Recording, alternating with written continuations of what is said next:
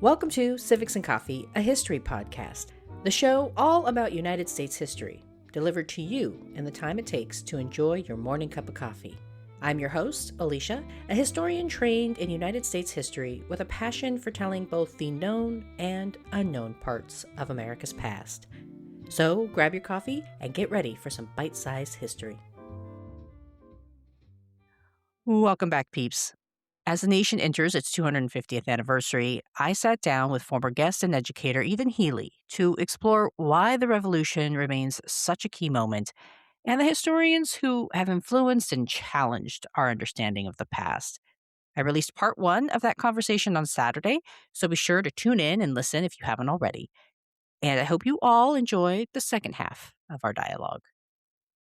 So switching a little from our internal journeys to looking outwards, you and I have talked a lot about history and its contemporary meanings. So, what does the broader public, do you think, misunderstand about the revolution? God, many things. Some of them we've already touched on, but I'll just reiterate, it was not a united front. And I really can't stress that enough. It was not, let's go America versus Great Britain. It was not everybody was on board, right? Just like today in 2026, right? Trying to get anybody to agree on anything is very difficult. It was just as difficult in 1776 to do the same.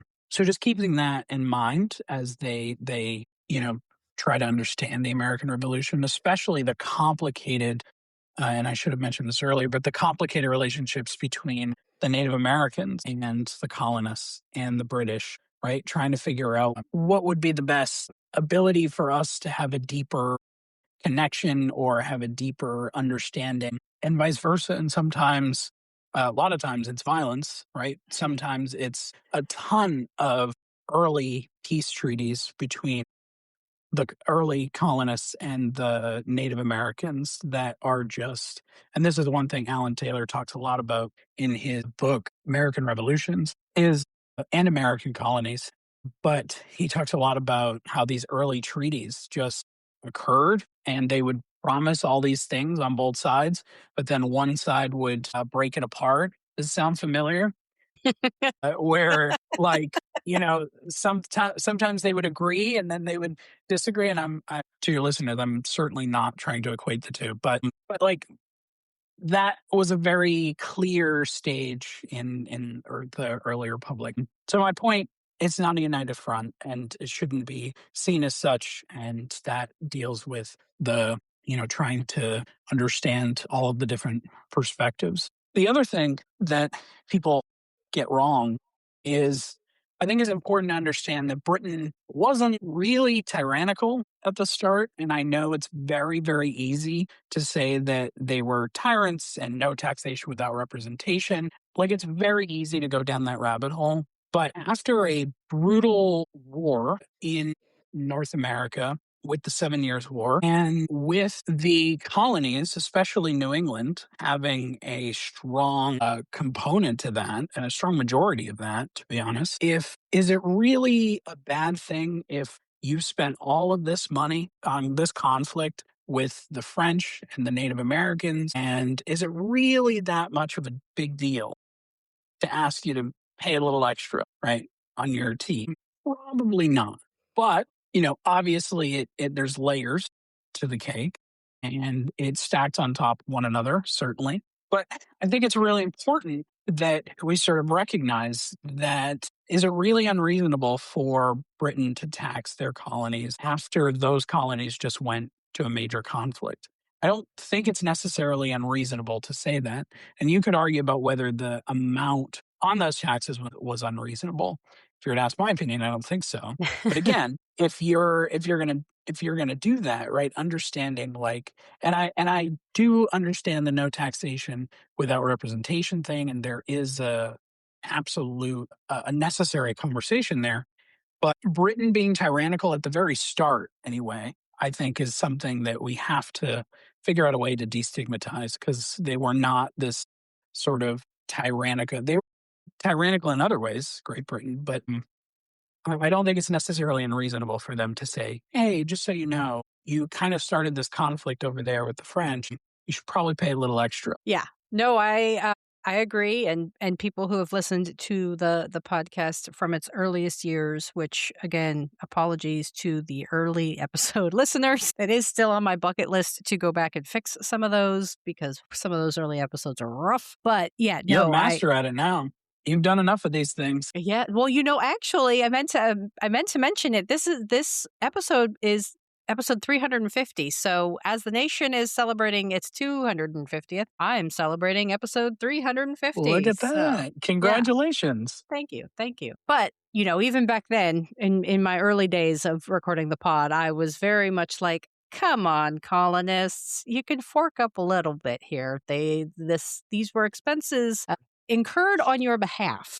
So, but yeah, no, I agree, and I think definitely the United Front. There was a lot of trepidation. Nothing was entered into lightly. I think that's the other thing. I think it was people thought that they just all got into a room one day and did a hey, and that was it. And it was like, no, everything was very tenuous. There was tension at every step. There's a letter that John Adams writes to Abigail on July 3rd, right? It's the famous one where he says, I think today is going to be the day that lives forever because he thought July 2nd was going to be the day that we celebrate independence. But he's talking about how for several months, right, we were trying to negotiate peace and we were trying to do this and people were not sure. And John Adams was, kind of not wanting to go into these hostilities with Great Britain and was one of the later converts. So yeah, this whole idea that this was all inevitable and it was just gonna drop the hammer, like, no, that wasn't what was happening. I think the other thing too is like it was filled with contradictions, right? Like here they're going to go ahead and they're going to write this Declaration of Independence while holding slaves. They're going to create a government, quote unquote, of the people while denying the franchise to women and ignoring the existence of indigenous nations or slaughtering them when they got in their way. So, there are several things that if you just look beneath the surface, there's more to the story. I agree. And to go to John Adams for a second, my BA thesis was entirely written on John Adams and his retirement, specifically, and sort of how he viewed his retirement and how that affected his legacy and the whole thing.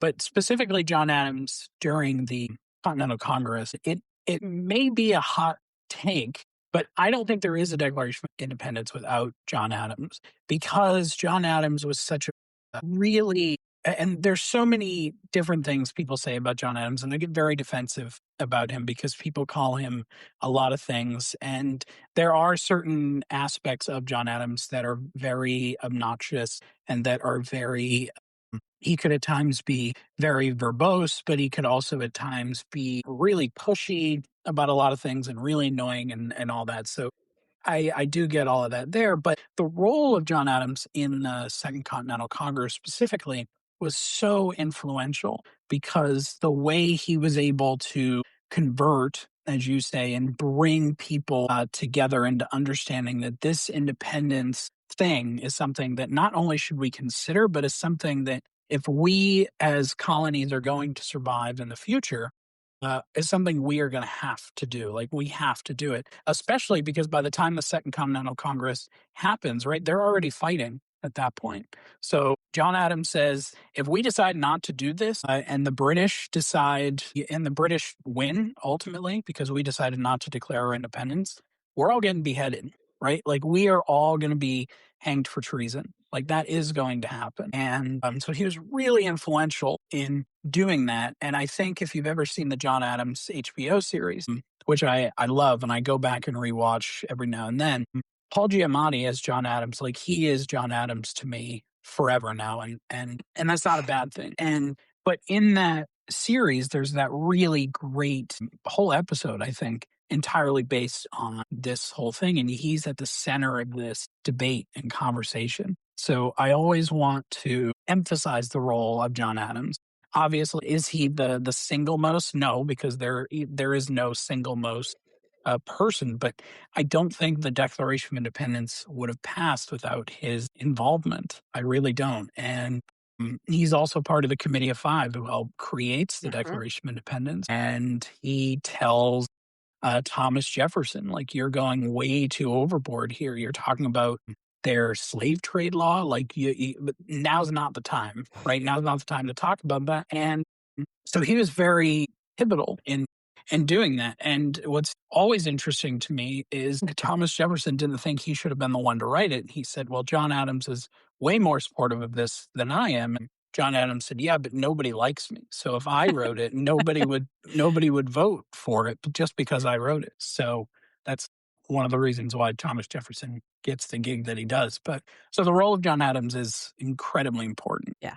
Well, in terms of as far as founding fathers, John Adams in my book is quite simply one of the best. Sorry. Like no founding father was perfect, obviously, but if we're ranking him, not a slaveholder, was pretty true to his morals throughout his entire life. Yeah, he was obnoxious and could be a bit of a braggadocious guy, but he had the goods to back it up. So I'm kind of like, well, And I okay. know people bring up the Alien Sedition Acts, which is a whole nother episode and a whole nother conversation. But there's reasons for everything. And Mhm. I'll mention that later when you mention Lindsay Stravinsky, because she makes a good Yes. argument about this in her book.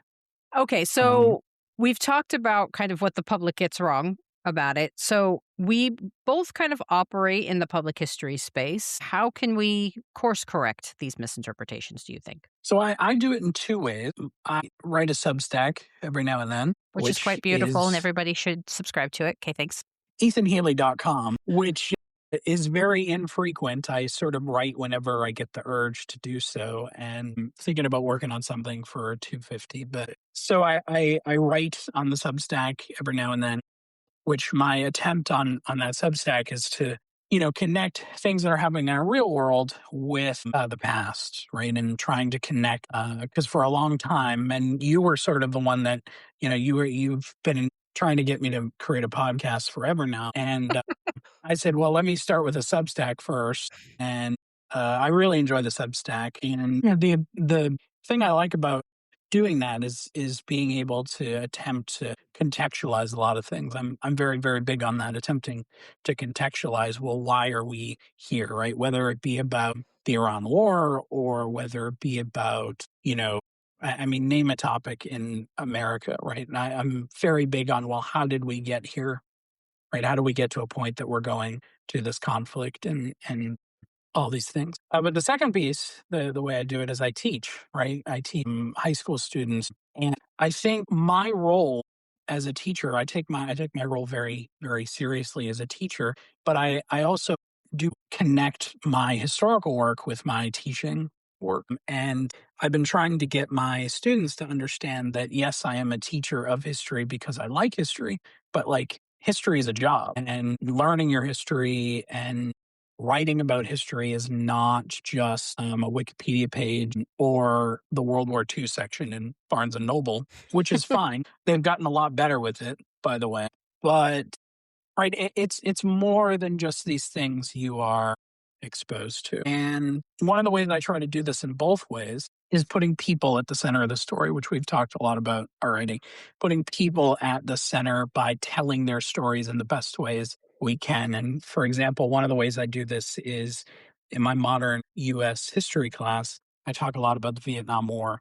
Mm. And you can't talk about the Vietnam War without talking about the soldiers of the Vietnam War. And I try to get them to experience it as a human event, right? That not only there are these veterans who come home and they are, being blamed for a lot of the things that are going on in Vietnam, when there's also these other horrific tragedies that were happening in Vietnam. And there are a lot of, like, addiction is one of the big issues that occurs in Vietnam with American soldiers.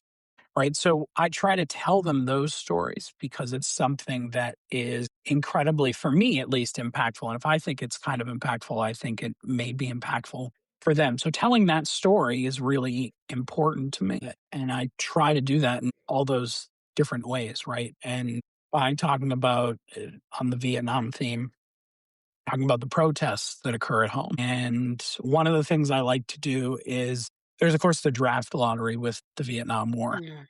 and I put on the board for them the picture that shows the number of the draft lottery and the birthday. And what's always interesting to me is they always look through that and they always say, "Oh, I'd be safe or I'd be okay, right? If I was living through that time." And whatever their conclusion is of that, they're now put at the center of where would I be if I was in that position. And there was one student who was number one. They were the first one. And they said, "Oh, I'm screwed. I'm going to Vietnam and I'm going to experience all these horrible things." But it put them at the center, at the person at the center, the individual, in understanding what this may have felt like, to Mm. understanding America's past. And there's tons of different examples I have for that, but that's probably one of the more prominent examples. Because for a lot of these kids, the Vietnam War it's old history, but it's still very modern. There's still a lot of Vietnam War veterans alive and still experiencing traumatic effects from that. So, very long winded answer to just say, put people at the center of the event. That's what I'm trying to say. Yeah, well, it's funny you say that because in the Revolution at 250 book that I read, T.H. Breen, one of the historians who wrote a essay for the book, one of the quotes was, "An understanding of the revolution must include people traditionally excluded from the story of independence." So, I mean, right there. And I think, the best that I try to do is this here podcast. I try to spark curiosity and get people interested. I try to keep the episodes short. This one obviously is not going to be short, Sorry, y'all. but I just did a little guest spot on another show just a couple days ago, and they asked, "Oh, well, how do you figure out what you do?" And I say, "I synthesize. I stand on the shoulders of other wonderful historians, and I try to kind of tease out their really great work and their really great arguments to spark people's curiosity. Because my hope is that at the end of the episode, you're not feeling like you've got everything, because I don't cover everything, but that you want to know more and that you get to read 15 books about Frederick Douglass because you just had to find out more, right? And that's how you know, and that's how you learn, and that's what I try to do here. So, Yeah, and that's often the hardest, probably some of the hardest parts of what do you include and what do you not include, right? Because you want to tell the story, but you also want to keep it to a certain, 10, 15 minutes, whatever it is. So that way you don't, because all your podcasts could realistically be this long. mhm. And, but you could be the next, what's his name? Dan Carlin, is that his Yeah. name? Yes. 4 hour podcast episodes. So, but yeah, I'd imagine that that's a very difficult task. Maybe in retirement. That'll be great. Well, speaking of public history, what are your thoughts about the American Revolution on how it's been depicted for general audiences? We've already talked about Ken Burns a little bit. He did that recent treatment about the revolution on PBS versus, something like Hollywood films and like The Patriot. Would you consider these examples of good public history, or, what works, what doesn't? I mean, I think the Patriots god awful. It is not a good example of good public history. Is it a fun movie? Is it a fun movie? Yes, it is.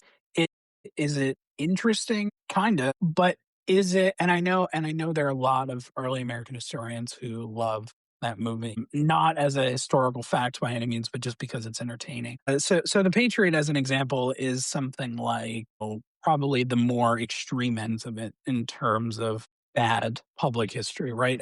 In terms of consuming it as history, it's awful, right? Like, you do not want to take that film as an example of truth, because you will be wrong for a good portion. And as far as Ken Burns is concerned, so I think anytime somebody like Ken Burns comes around, I think Ken Burns is a treasure, is somebody who really appreciates history, really appreciates and understands his role. I think he knows the weight of the role when he's doing it. And I think he's talked a lot about that, especially in the last few years, and especially in this last run through that he's gone through, this last tour that he went through. As far as the film goes, or the series goes, I thought it was really well done. A lot of great, interesting people were part of that.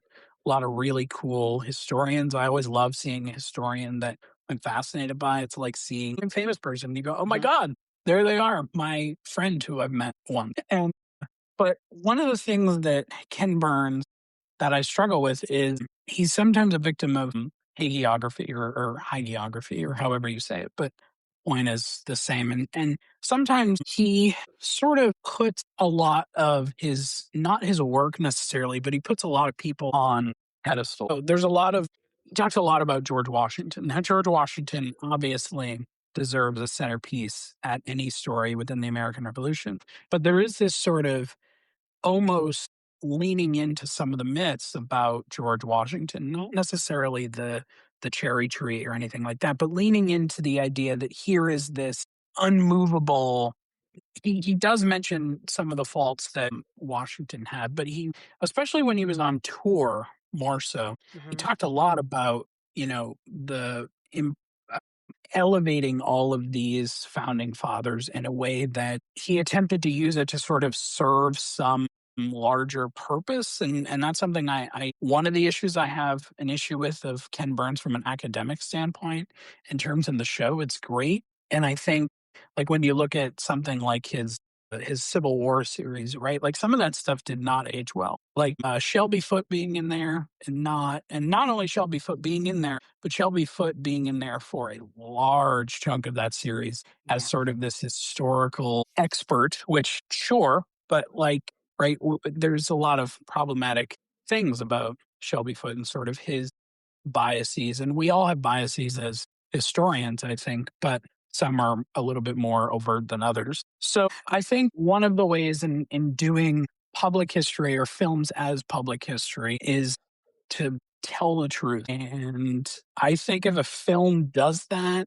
I would say for a strong majority of the film, I'm happy in terms of showing it to people. As a historian, it can be really difficult because I am not the best person to sit and watch a historical movie with because I am that person to be like, well, not really. That didn't really happen like that.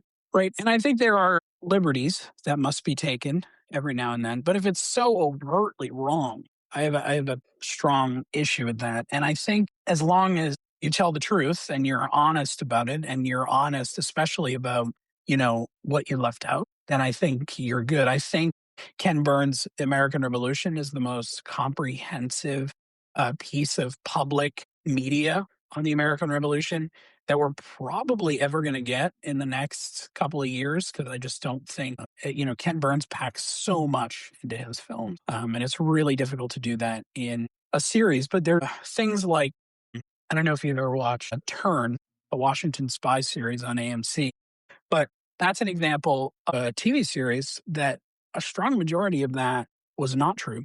But the storytelling, the truth telling in the way you had the costumes or the way you had them talk or the realities of the situations between farmers and their enslaved people and so on and so forth.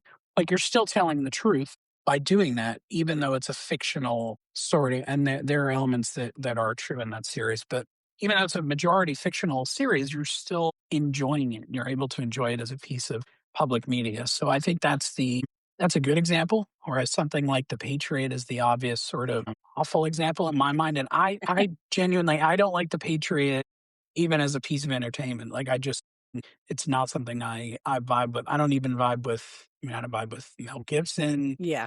Like nothing, no part of that movie vibes with me very well. Yeah. Well, your turn is my HBO Gilded Age, right? Gilded Age benefits Yep. though from having historians on staff. I believe Erica Dunbar is a consultant, and I know Inav Rabinich Fox is a or was at least for season 3 a consultant. So again, they're taking like the Astors and kind of transforming them into these different types of characters, but they're trying to be very specific about, they're not recreating these storylines specifically, but they're kind of placing them into these fictional worlds. So you could still appreciate that period, but it's fiction, right? I think the best thing that the public history can do is if it is able to get you to say, I want to learn more about that. Exactly. Right? That that's the best thing public history can do. And if the movie The Patriot can do that for somebody and say, I don't think that's right, I want to learn more about that, then for me, it's a good piece. And that's why these films and stuff are so interesting, right? And if you are just going to take Ken Burns' word for it and say that's the final straw, you're way wrong, right? Yeah. Because there's so much more. But again, if that can get people to be the starting point and say, I need to go learn more about that, that is a good piece of public history to me. Yeah, that I mean, basically, you stole the words right out of my mouth because I'm sorry. no, you're fine. You're totally fine. Because I was saying, not all public media is not the same. Everything that is created for the public should not be classified as public history, right? Yet, if it creates curiosity, I would argue that there is some value in it. And, to be completely transparent, audience members, I wrote a college essay about the Massachusetts 54th because I watched the movie Glory and I was like, huh, I want to know more. Like, I'm very, very curious about this. What happened? Was this real? Was this all BS? And again, because I took a labor seminar, in my senior year of undergrad, happened to watch Hoffa with Jack Nicholson and Danny DeVito and was fascinated by the film and ended up writing my senior thesis about the Teamsters. And so again, was like the movie accurate? I mean, they took a lot of liberties, really played up right the organized crime aspect of it. We don't, we still to this day don't really know what happened to Hoffa.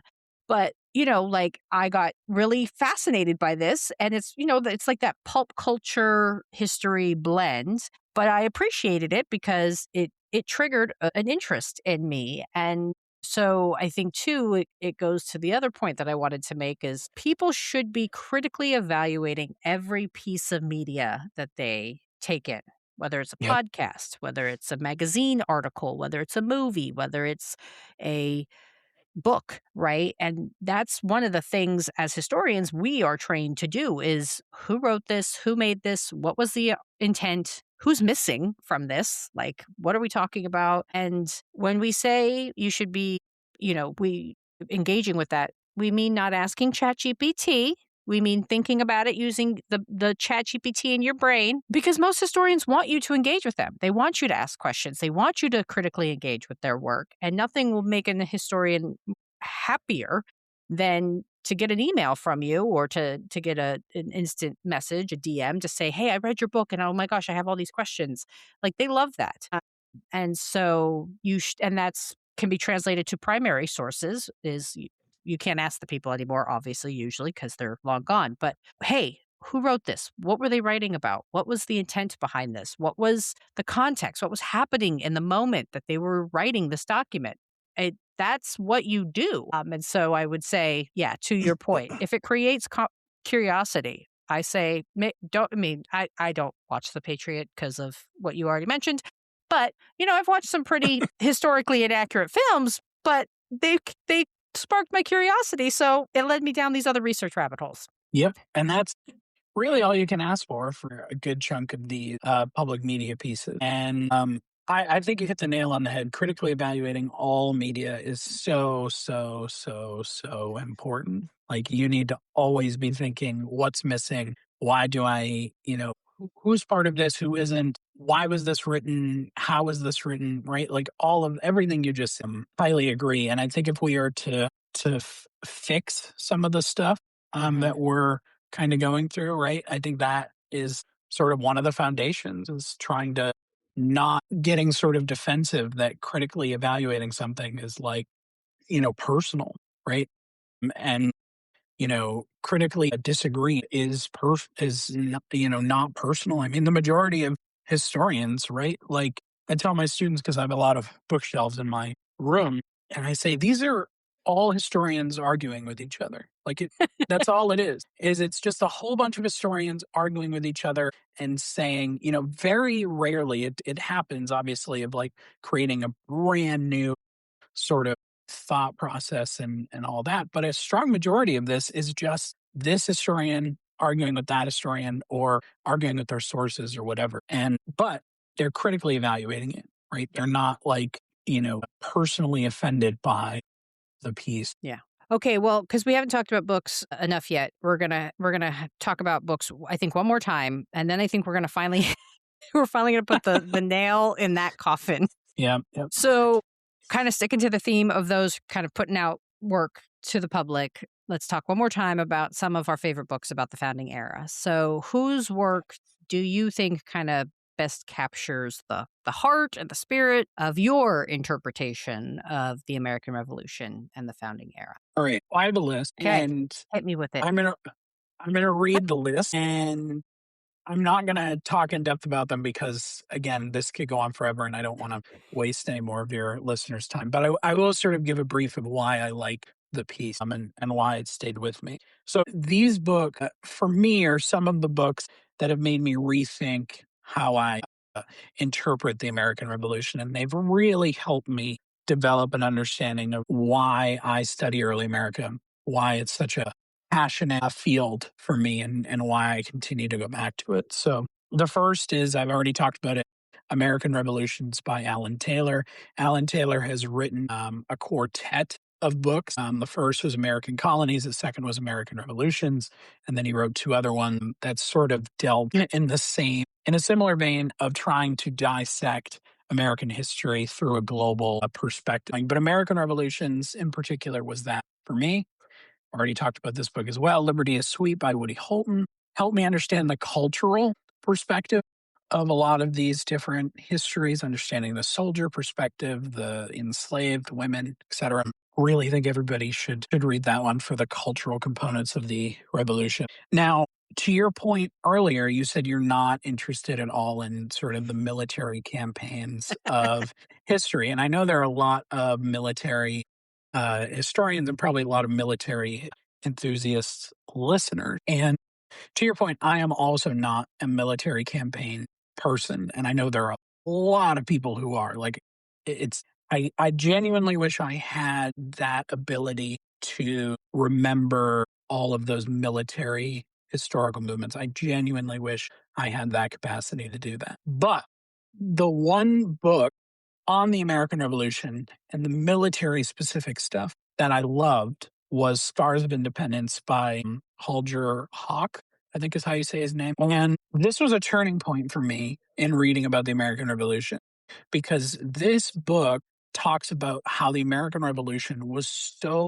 violent and there was so much manslaughter within the revolution. Because when we think about the revolution, because there's no pictures, and that was one thing that Ken Burns also talked about was not having photos was really difficult for him. But because there's no pictures, it's really hard for us to imagine the brutality of that war. Like it really, we have the American Civil War with, we have pictures, we're able to see the bodies, we're able to see some of that brutality, but there is none of that for the American Revolution. This book is the closest that I've ever gotten to visualizing that violence in the American Revolution. And that book, Scars of Independence, really puts all that into perspective for me. And even though I'm not a military person in terms of study, that for me as a non military historian was super fascinating. And I really, really loved that book.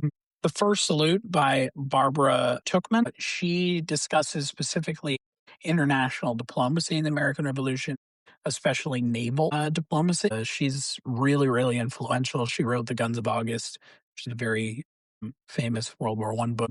She wrote a really, really good book about that.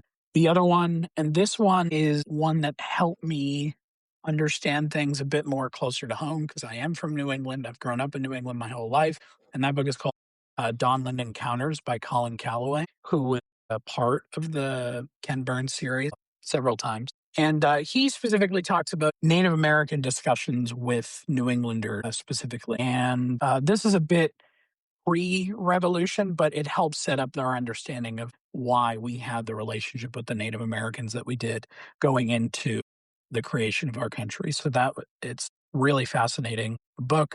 And then finally, if that all wasn't enough, In the Midst of Perpetual Feats by David Wall Stryker is a brilliant, brilliant book about how political festival helped influence our American identity. And you'd think that'd be pretty boring talking about political festivals, but sort of how political celebration helped us form how we view ourselves as Americans and coming up with this brand new American identity that we had to sort of, as I mentioned before, take away the fact that we are no longer British and we are now Americans. And what does that mean to be an American? And he goes into that specifically about how early American felt about being American. So my list is much shorter because, like I said, definitely not the expert in this conversation about the founding. But again, my hats off to Ronald Angelo Johnson with Entangled Alliances. That book really just helped me realize the importance of diplomacy, the importance of the transfer of ideas, and just how malleable everything was. I just think really helped frame things for me. And again, because we knew she was coming back, Lindsay Travinsky's making the presidency, which is really an exploration of John Adams's presidency. And her main argument really was that, yes, George Washington was very mindful and very intentional in creating his presidency with the creation of the cabinet. It was really John Adams that kind of solidified and ensured that the institution of the president made it and continued. And his presidency, the transfer of power, having a cabinet, doing all of those things, he's the one that kind of made sure that the idea of a precedent was established. And, if you are somebody who is not really familiar with the early America or the founding era, I would highly recommend picking up Dr. Travinsky's books, either Making the Presidency or The Cabinet. She just writes in a very accessible manner. And I just think that book, for so many reasons, I don't think she does it intentionally, but it came out in a very critical time, I think, because it just, without necessarily meaning it, she's speaking to our moment. So it's a very applicable book about the importance of institutions, about the importance of the people in those institutions holding them, and that they're only as powerful as the people that respect them. They're only as important as the people that guard them. And I just think it really helped me understand again the precarity of those first several decades. And she just writes oh so beautifully. And I think you're also a super fan of Dr. Travinsky, so I'll let you say your few things too. Yeah, I am. I've never had a full length conversation with her like you have. My first ever sort of formal professional review that I ever wrote was for this book, Making the Presidency, and the sort of highlight for me was that she loved it, that she read it. That she read my review and that she loved it. So that was, so exciting. When that happened. But I really looked at this book from the perspective of somebody who felt like they knew a lot about John Adams. And I always felt that if there's one area of his life that needed better understanding, it was his presidency. So I was thrilled to hear that she was writing this. And it's very well done. It's brilliant because, like you said, she's able to write for the current moment, which, as you indicated, I don't think she really means to, but it turns out that that's the way it happened. And that book helped me better understand sort of, it helped me finalize for me why I really appreciate and admire John Adams. And she goes pretty at length about the Alien and Sedition Acts and Mhm. how a good chunk of that, like, yes, he put his pen to the paper and he does take responsibility for that. But there is a chunk of that where a good chunk of that is not necessarily all his fault, right? You cannot blame him formally saying, putting forth the Alien and Sedition Act.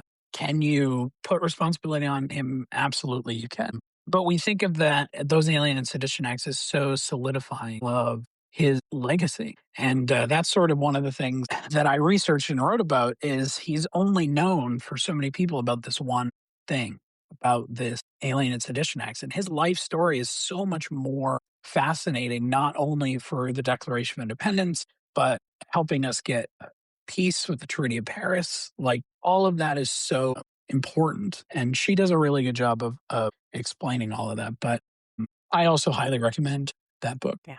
Okay. So I think to end our conversation, I want to ask one final question, which is how should the collective, quote unquote, we think of the revolution in 2026? I think the main takeaway for me is that the revolution is something that we've inherited as a society, that the revolution is something we've inherited, not just from people who were born here, but people who were, came here and became naturalized citizens, for immigrants, right? We inherit this almost formal weight on us. And it is, in my mind, sort of our responsibility to keep talking about it, keep writing about it, keep publishing about it, keep trying to understand. Because again, even though we're 250 years old, there's still so much more to learn about us. And America is considered sort of the melting pot, right? That's something that's said time and time again.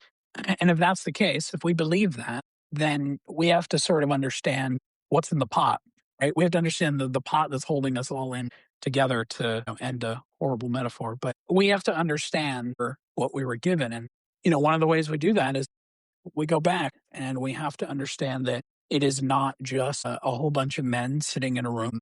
Do we need that as part of the story? Yeah, of course you do. But there's also these other perspectives where if it wasn't for women, right, the soldiers would not have been as effective, arguably, right? If it wasn't for the enslaved people, right, what would that, how would that have been so much different if we had said we're freeing all the enslaved people, right? And we have to carry that burden as a country. And it's certainly not all on you or me to sort of solve all those problems, right? But by us talking about it and writing about it in our separate fields, right, we are contributing to an ongoing conversation. And I think continuing to talk about it is what most important. So I think that's a big piece, is that the revolution is something we have inherited, and we need to keep talking about this inheritance, uh, whether we like it or not. I think I will default again to Dr. Stravinsky because she wrote so beautifully about the founders in the book, The America at 250. And she argues that one of their main legacy was about innovation and improvement. And a beautiful quote that she says is, by rejecting the call to constantly seek a more perfect union, we are betraying the founding legacy. And so, much to what you're saying, right? We inherited this. We've got to keep it going. We've got to keep pushing the proverbial football down the field, to use a terrible sports metaphor. But, right, we got to keep moving forward. We've got to address the systemic issues. We've got to wrestle with the true story of the past in order to move forward. We're doing the best that we can here in this conversation, and that's all we can do. And it's something we can continue to talk about. I feel like I'm doing my part as best as I can by teaching and writing, and sometimes I feel like it's never enough, like I should be doing more and whatever else. But continuing that conversation is important. And as Dr. Stravinsky said, seeking a more perfect union, by, if we rejecting that, we're only betraying the founding legacy. And I think that, yeah, I mean, what better way to end it than by saying we need to keep seeking a more perfect union? All right. So before I let you go, please tell listeners where they can get more of your fantastic perspective. There's a couple of different places. EthanHealey.com is probably the best place you can find me. That's where my Substack is, footnotes annotating the past. You can also find me on Thread at Healey.jpg, which is an Instagram handle. And you can follow me at Blue Sky, which is also EthanHealey.com. And I think that's where I am. My thanks to friend and early America expert Ethan for coming on and walking me through his journey of discovery with the founding era. And as a reminder, the month of July will feature conversations with historians about a variety of topics, including gender limits in the Gilded Age and the power of community in seeking freedom in antebellum America.